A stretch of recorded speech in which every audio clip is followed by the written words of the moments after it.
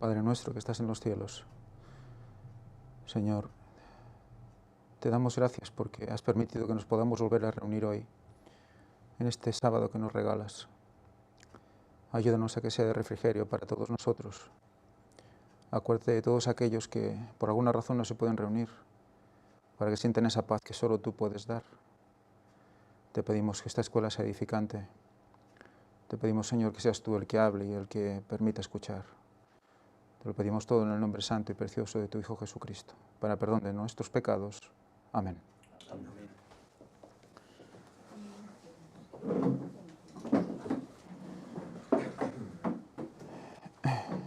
Muy bien. La lección de esta semana va alrededor de un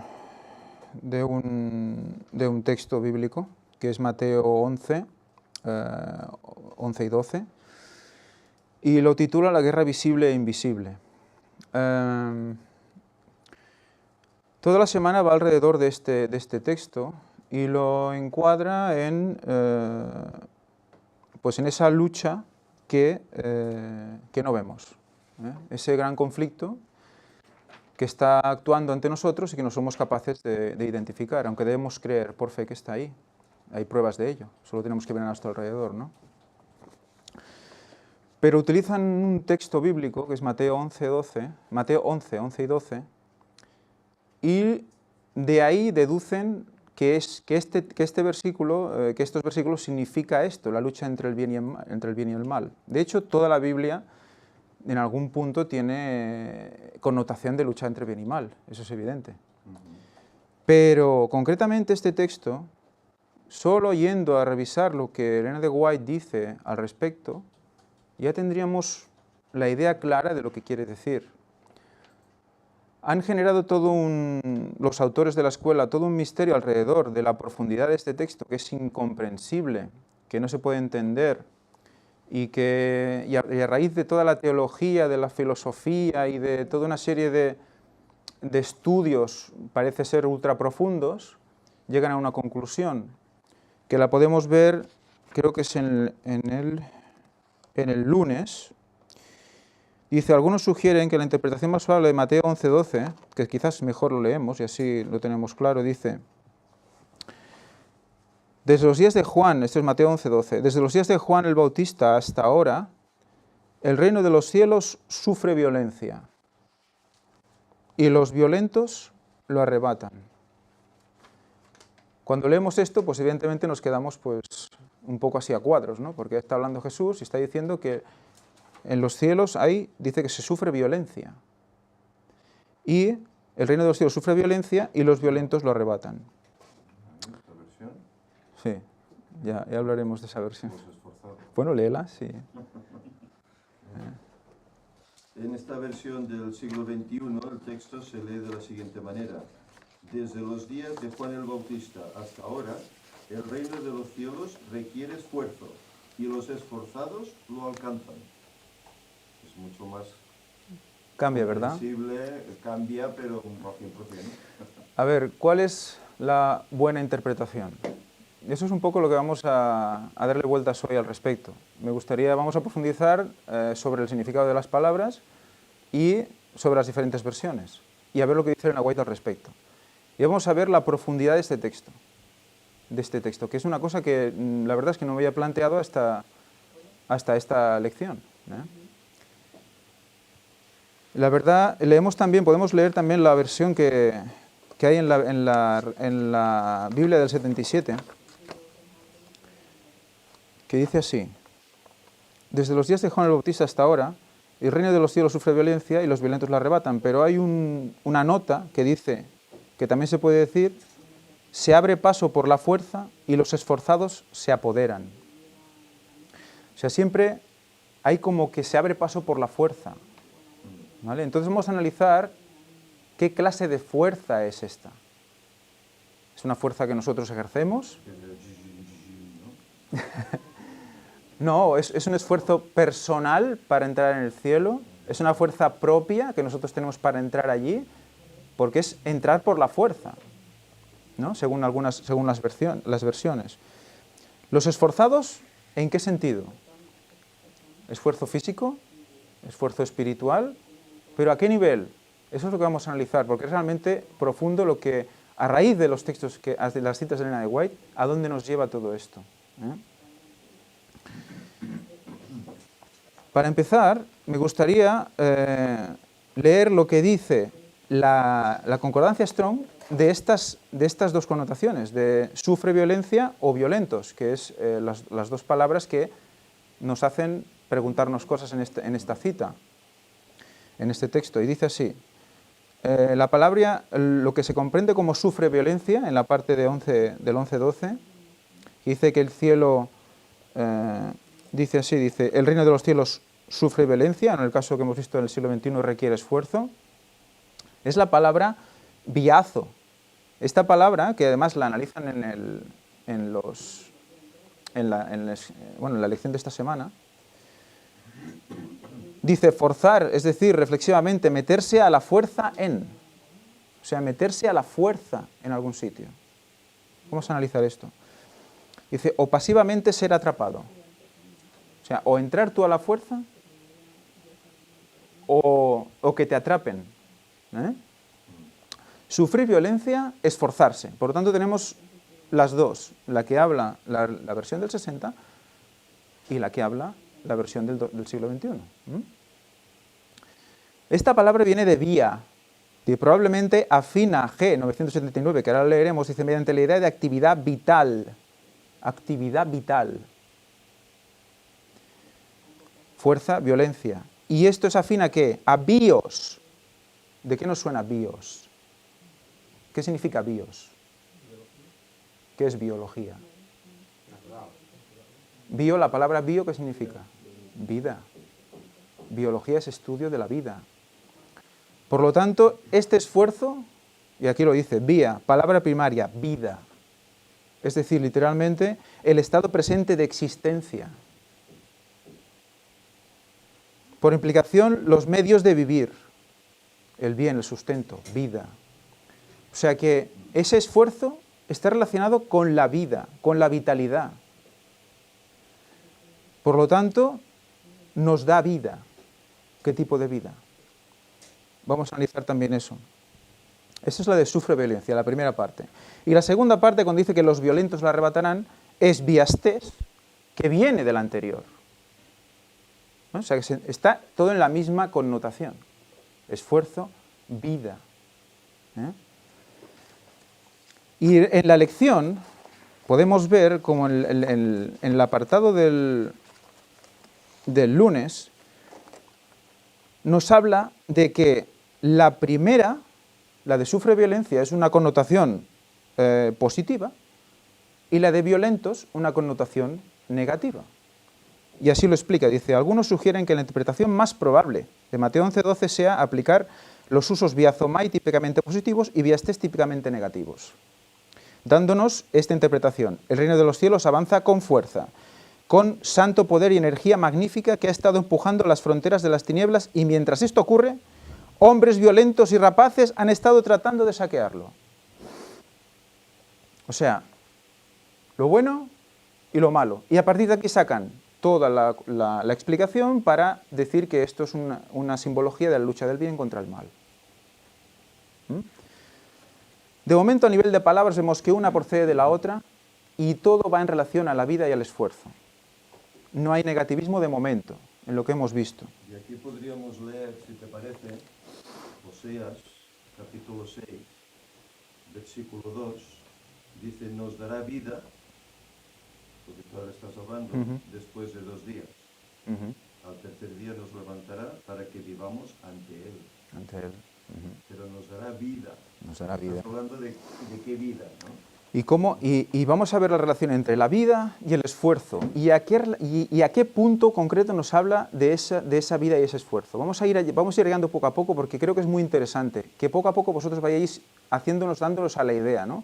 También tenemos la escritura. Tenemos la escritura de Josué 1, 6 y 7, que nos habla de qué? Esfuérzate y sé valiente también. O sea que hay una valentía y un esfuerzo. Y en la connotación en hebreo también habla de que es esfuerzo y es violencia también.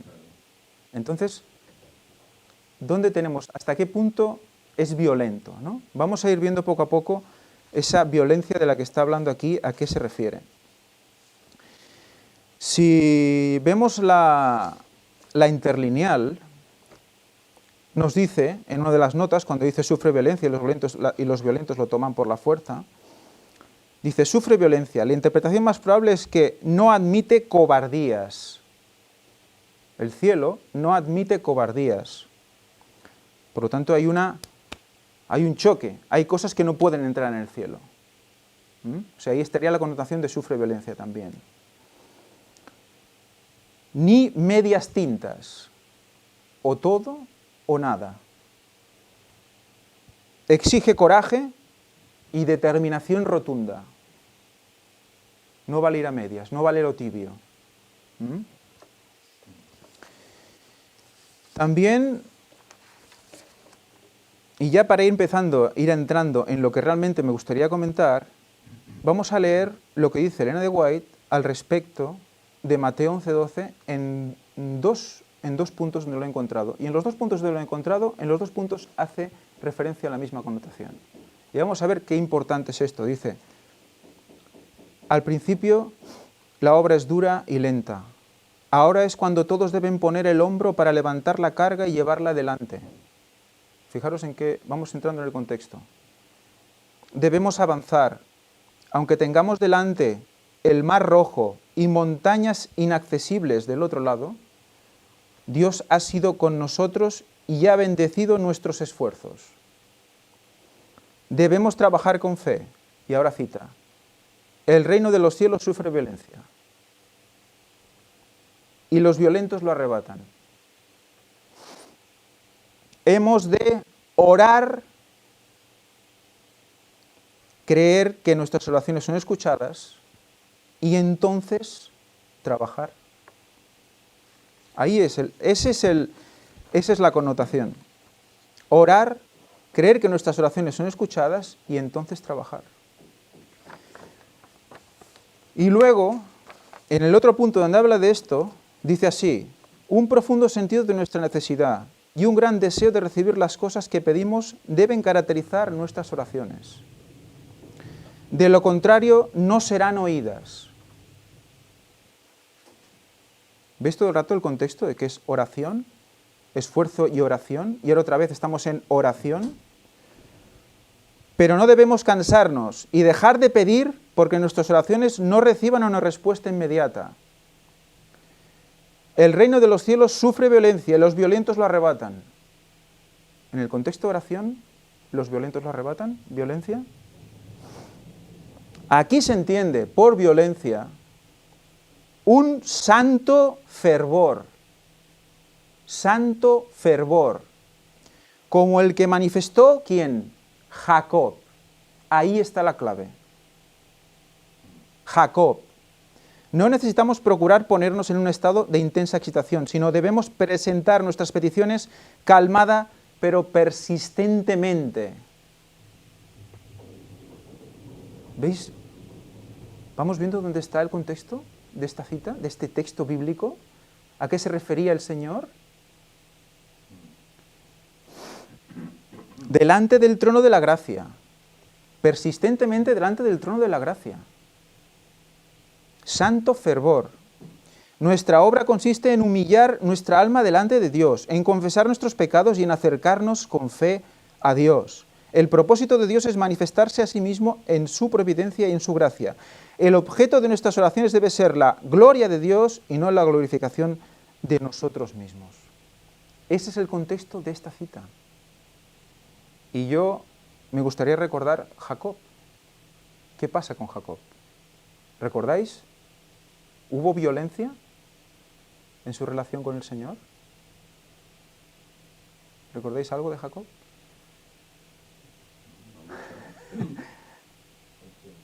La lucha con el ángel. ¿Quién era el ángel? Jesús.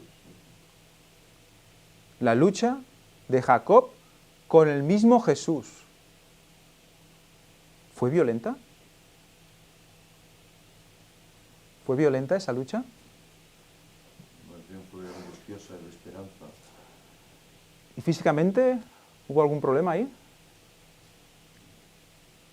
Para él, sí. También él tuvo Para un, él, sí, claro. ¿no? un problema en su muslo, ¿no? Ajá.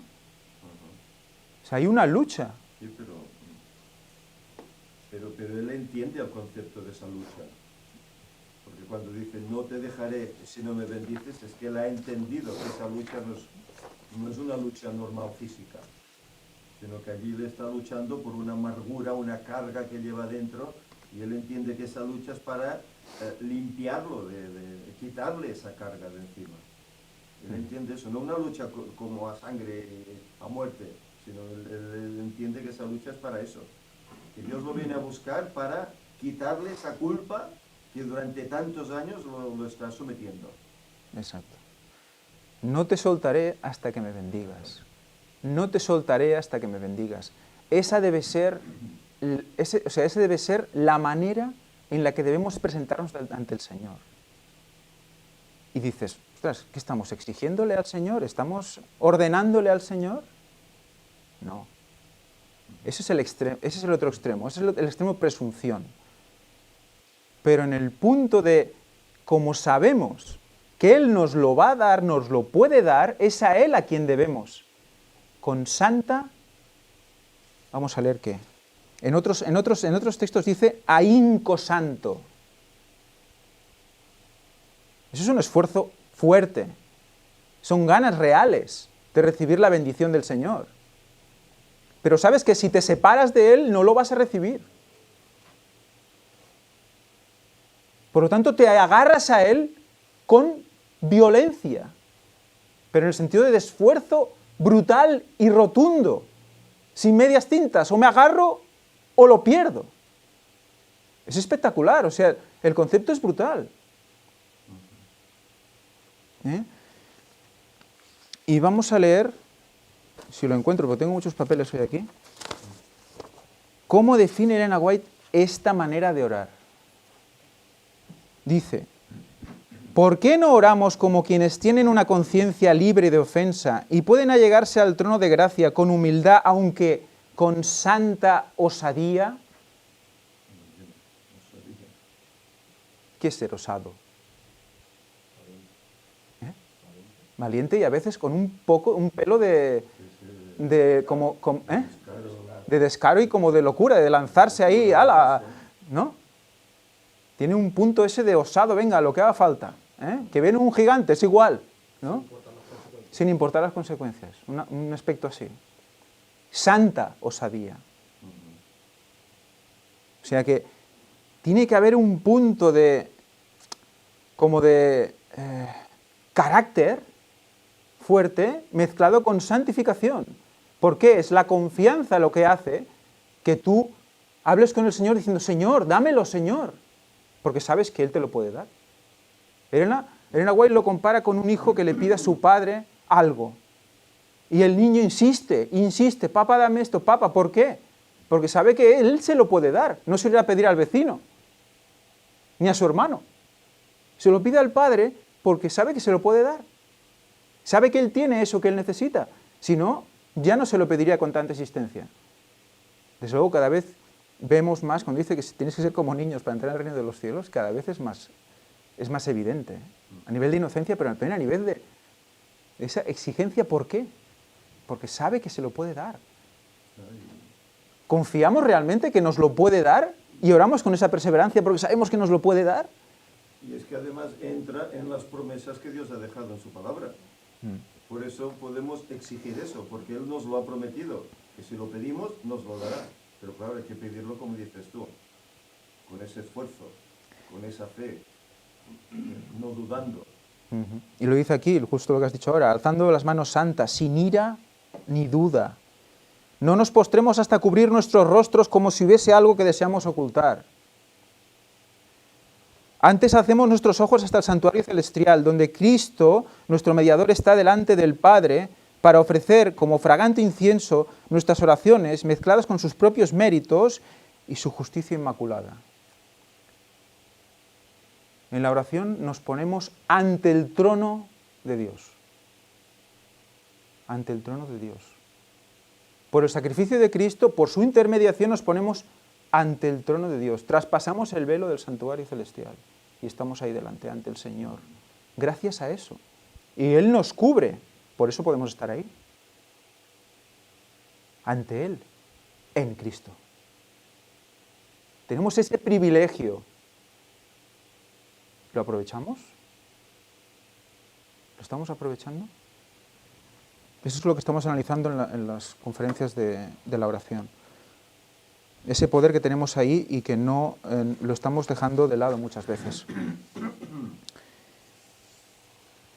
Dice también de Jacob, dice, durante mucho tiempo ha sufrido perplejidades, remordimientos y angustia a causa de su pecado. Ahora debe obtener la seguridad de que ha sido perdonado. Por eso está ahí. No te dejaré. La seguridad de que ha sido perdonado. El visitante celestial parece estar por marcharse, pero Jacob se aferra a él y le pide su bendición. ¿Cómo dice que debemos afrontar las promesas del Señor? Aferrarnos a las promesas. Si nos aferramos a las promesas, vendrá la bendición. Pero tiene que ver, el Señor quiere ver nuestras ganas de recibir esa bendición, porque a lo mejor lo probamos por suerte. Bueno, yo oro, y si viene ya. Pero a ver, te está prometiendo que si tú oras, si es para gloria de Dios, lo vas a recibir. Persevera y muestra al Señor que quieres eso por lo que oras, si no, incluso nos habla de que debemos, incluso al acabar la oración, seguir orando mentalmente eso y vivirla.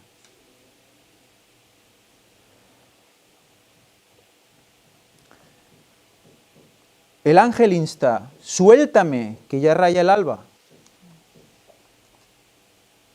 Pero el patriarca exclama, no te soltaré hasta que me hayas bendecido. Eso es osadía, ¿verdad? Y dice, pero se convierte en osadía santa porque siente su necesidad, sabe que no puede él por sí mismo estar bien. ¿Y qué hace? Se engancha a él. Porque sabe su debilidad. ¿Qué nos pasa a nosotros? Que muchas veces no vemos lo débiles que somos. Desde que has empezado la escuela sabática me ronda en la cabeza una idea que corre hoy por la Iglesia Adventista. Es más fácil salvarse que perderse. Claro, Sí. es más fácil. Hoy hace años ya de eso. Pero el es más fácil, bueno, pues yo voy a la iglesia, escucho, veo. No requiere esfuerzo. Exacto. Pero la salvación requiere lo que estamos hablando, esfuerzo por nuestra parte. No solo creo y ya está. Eso sería lo más fácil. Pero no es eso. Requiere esfuerzo. Y ese esfuerzo falta a muchos. A mí y a todos los hermanos. Esfuerzo para obtener esa salvación. Que Dios nos da gratuitamente. Pero que nosotros tenemos que poner también de nuestra parte para conseguirla. Él nos la da, ¿de acuerdo? Pero no porque nos la da, ya está, es fácil, ¿no? Requiere esfuerzo. ¿Ese esfuerzo en qué consiste? En el estudio, en el vivir la palabra, en compartirla. No solo es ir, sentarse a la iglesia y ya está. Y para muchos es eso. Yo voy a la iglesia de 9 a 12 y ya está, he cumplido. Va mucho más allá. Por eso no es más fácil salvarse que perderse, al contrario. Y todo eso que estás diciendo que se debe hacer, no se puede hacer si antes no te has agarrado. Si no vives agarrado, todo eso no lo puedes hacer. Primero está esa unión, ¿no? Esto lo comento porque, bueno, te encuentras con personas que piensan así, ¿no? Y lo comento porque como esto se va a registrar, pues me gusta que quede registrado para que, bueno, que buenamente pueda, lo entienda. Sí, sí. Que el Señor pues está con él y discierne, pueda entender que no es algo gratuito, algo que nosotros, el Señor nos da porque sí, nosotros no tenemos que hacer nada, no. Nosotros tenemos un papel importante en la salvación. Tenemos que esforzarnos. no le dijo a Josué, esfuérzate Sé valiente. y sé valiente, pues a nosotros también nos dice, esfuérzate, si no, no serás salvo, no te la voy a regalar porque sí. Y eso quiero que quede claro. No, el caso de las guerras es muy claro, ¿no? O sea, yo estoy contigo, pero debes luchar. Claro. Nos toca vivir la vida, nos toca afrontar los problemas igual. Dice, qué confianza, qué firmeza y qué perseverancia las de Jacob. Dice, si estas palabras le hubiesen sido dictadas por el orgullo y la presunción, Jacob hubiera caído muerto. O sea, cuando lo hagamos, tengamos seguridad de lo que estamos pidiendo y por qué lo pedimos, ¿eh? Pero lo que se las inspira era más bien la seguridad del que confiesa su flaqueza e indignidad. Y sin embargo confía en la misericordia de un Dios que cumple un pacto. Confía en el pacto. Confía que Él hará su parte si Él hace la suya también. ¿Eh? Es un pacto. ¿Eh? Es un contrato, para entendernos, ¿no? Tú tienes tu parte. Él te da la gracia. Él, de hecho, te regala la salvación, pero te dice, cuídala. Para que se mantenga esto, para que el libro esté tu nombre ahí escrito, hay un esfuerzo que debes hacer. Valorarla. Y entonces esforzarte para que eso siga ahí. ¿Y cómo te esfuerzas? El esfuerzo mayor empieza por el agarrarse al Señor. Y el ejercicio de la oración perseverante es la vía, la única vía primera por la cual el resto de cosas van a surgir. Y a veces lo dejamos como muy apartado, como muy de lado. Nos concentramos en hay que hacer esto y esto, pero si antes no hemos hecho esa parte, nos quedamos a medias. Pues la verdad es que la escuela sabática acaba aquí, ¿eh? Porque es el análisis de este texto. Y me gustaría leerlo con el concepto que me ha quedado del texto. Esto es puramente personal, pero me gustaría que vosotros pusierais vuestra parte también. Dice, ¿el cielo qué? Requiere esfuerzo de la oración ferviente, perseverante y con santa osadía. Y solo los que se esfuerzan en esto, sin medias tintas y con determinación rotunda, lo alcanzarán. Pues es para vida eterna. Es para vida eterna.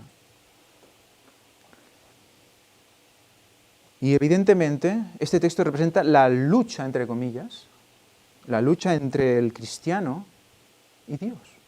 Esa lucha, esa violencia, entre comillas, es el esfuerzo para mantenerte agarrado al Señor. Tu parte. Esta cita, este versículo nos está haciendo referencia a eso. Y en los momentos de Jesús tocaba hacer eso. Ahora también. Ahí estaba en un momento de transición. Juan el Bautista, Jesús. Un cambio importante. ¿Eh? Era un punto de inflexión. Había que afianzarse. Y ahí es donde pone él, en ese contexto pone esa frase. Pero Ellen White nos lo pone para el resto de la historia, para nosotros hoy también. O sea, que no solo fue dicho para esas personas. Como especialmente todo está escrito para los que han alcanzado los fines de los tiempos, fijaos lo que ahora tú dices. Era la transición de Juan Bautista a Jesús, que anunciaba Juan Bautista, que iba a aparecer el Mesías. Y ahora, en el fin de los tiempos, sucede lo mismo. Tercer Elías anuncia, Cristo vuelve. ¿Es así? Por tanto, se vuelve a aplicar contundentemente al fin de los tiempos. Ahora más que nunca hay que esforzarse y ser valiente. Y ahora, una vez más, enlazando este tema con lo que venimos diciendo del 2031, ¿dónde está la valentía de los que incluso en un principio, donde me han llamado, han visto claro lo del 2031 y ahora, después de un tiempo, se echan atrás, no investigando más, sino negando porque alguien les ha influido que eso no puede ser, y se quedan con eso, porque no quieren perder el estatus dentro de sus iglesias ni como pastores, ni como ancianos, ni como diáconos, ni como nada? ¿Dónde están los valientes? ¿Van a la fe? ¿Van a un escrito está? ¿O van a quedar bien? Y esto es grave, ¿eh? Y pensad que, por desgracia, y estoy muy triste por eso, en lugares donde he estado en Estados Unidos, donde todo quedó tan claro y todos vieron tan correcto el mensaje, pocos quedan que ahora estén afianzados en eso. Se han vuelto atrás. Y básicamente ya sabéis por qué. El temor del qué dirán. Uy, poner fecha. No, desde luego, yo no veo el significado que expresan a nivel teológico. Yo veo más y es que si se supone que esta lección está hecha para adventistas, y en ningún momento se citan estas citas de Elena de White, que no hay muchas, hay un par. No se cita ni una, de hecho no se cita ninguna cita de Elena de White, creo, en toda la lección. Se cita a Bertrand Russell, se cita a filósofos, incluso en otro paréntesis dice no adventista, pero ¿qué estamos haciendo? Estamos filosofando sobre un texto bíblico. No acudimos a los profetas, no profundizamos. Solo con buscar por internet, en esos libros que hay digitales de Elena de White, ya te sale.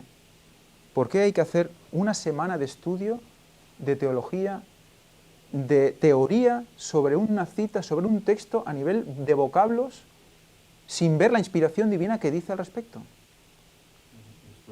Esto es la infiltración que hay en la Iglesia, esto forma parte del ecumenismo, queda bien, no ofender, todo forma parte de eso. No, es que esto, a ver, se podía estar hablando tal cual está aquí en cualquier tipo de iglesia protestante. Bueno, o católica también, porque tampoco hay ninguna... O sea que es un poco, bueno, es triste realmente y, bueno, quería pues rehacer la escuela sabática y dirigirla por este camino. Yo creo que es un texto tan impresionante, tan profundo, tan porque el concepto ese, a mí me queda aún ese concepto de violencia pero esfuerzo, que está en el límite, como no hay una palabra que lo define, te quedas en esos dos conceptos. Y recordar a Jacob y ver cómo se engancha, cómo se une, para que no le suelte. Es una total humildad.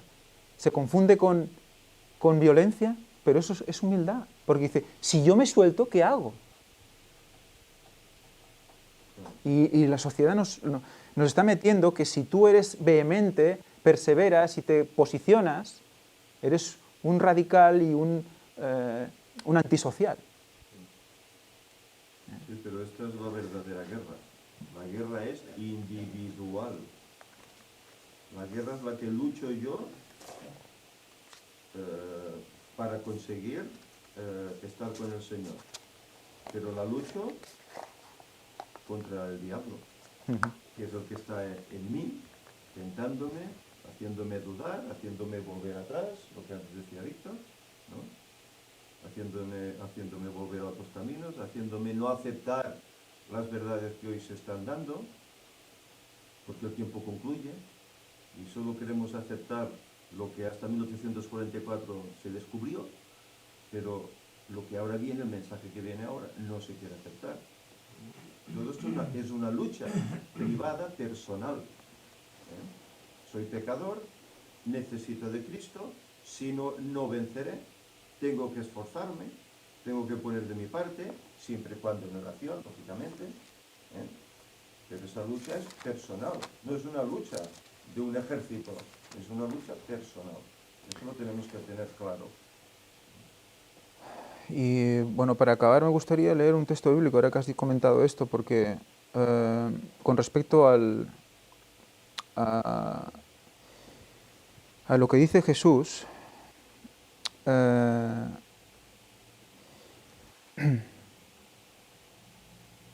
sobre lo que los fariseos hablan de él, dice: de nuevo hubo disensión entre los judíos por estas palabras. Muchos decían, demonio tiene, está fuera de sí. ¿Para qué lo escucháis? ¿Para qué lo escucháis? Decían otros, estas palabras no son de un endemoniado. ¿Acaso puede el demonio abrir los ojos a los ciegos? O sea que estamos ciegos y hay gente fuera que está ciega. Pero los que a Dios nos ha dado la vista espiritual, debemos ¿qué? llegar a los demás y abrir los ojos, con la ayuda del Espíritu Santo, evidentemente. Y es el Espíritu Santo el que abre los ojos, pero es este concepto de ciegos y que ven, es precioso, porque está muy ligado a todo esto. Si nosotros no nos aferramos hasta ese punto de punto agresivo, para entendernos, vamos a seguir ciegos. Entonces, ¿qué pasa? Siempre hay algo en la base de muchas personas, y nosotros debemos estar muy al tanto por esto, porque podemos ser uno de ellos, que quizás no estamos agarrándonos con esa fuerza como para poder ver y que nos pueda el Señor abrir los ojos. Y es que te encuentras con cosas que... yo el otro día estaba hablando con una persona también y fue mencionar 2 textos bíblicos, había una persona adventista, y ya empezaba a salir ahí un espíritu, ay, esto y por qué, y no lo dice, y no te pone 2031, no sé qué. Y le dije dos textos, 6.000 años de la creación, y un día por año, un día son 1.000 años, 1.000 años un día, y ya empezó a como a medio burlarse y digo, ¿pero cómo es posible? No he dicho nada más. Entonces, cuando ves cuando el Señor habla, dice, los que el Padre me ha dado son los que yo tengo, los que yo llevaré al Padre, ¿no? Como los que ha preparado para mí, ¿no? O sea, hay alguna cosa ahí que no deja ver, y es la vida de las personas, la carga, no lo sé, pero es realmente impresionante ver cómo tú puedes ver una cosa y otros no lo pueden ver, ¿no? Y el concepto ciego y que ve es que realmente te tumba porque te sientes realmente impotente en estos casos.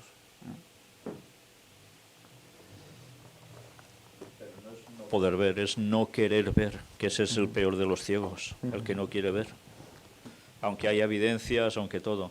La persona que te contestó estas cosas, además, evidentemente, está claro que puede saber muchas cosas, pero en este sentido es un ignorante. Porque no sabe que nuestros pioneros ya hablaban de esto y lo dejaron más que claro. Entonces, ¿por qué se oponen a esto? Pues porque hay algo en sus vidas, como dice Ellen White, que no se corresponde con lo que debiera ser, y la prueba está en cómo se oponen al mensaje. Les sale un espíritu que dices, si esto viene de Dios, lo tenemos claro. O sea, para nada. Y ahí hay algo en sus corazones, algo en sus vidas, que no quieren cambiar, que los tienen como algo acariciado. Y Ellen White es clarísima al respecto. Pero como siempre, no se quiere ver. Y a partir de aquí, todo excusas, lanzar la caballería encima, lo que haga falta. Pero Dios conoce los corazones. Muy bien, pues vamos a acabar.